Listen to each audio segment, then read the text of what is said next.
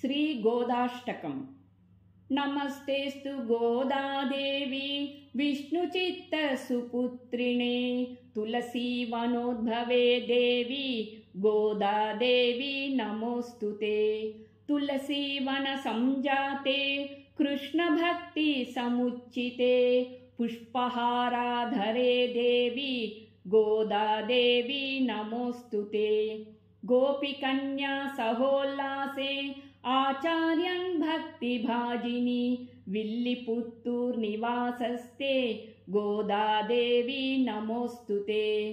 श्रीरङ्गमङ्गलकरे देवी रङ्गनाथ हृदयस्थिते सूडिकुडुत्तप्रिये देवी गोदादेवी नमोऽस्तुते।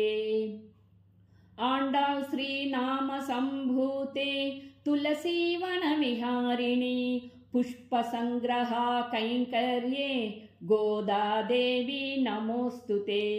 धनुर्मासव्रतानिष्ठे गोपीकन्या स्नेहकाङ्क्षिणि श्रीकृष्णप्रियकरे देवी गोदादेवी नमोऽस्तुते।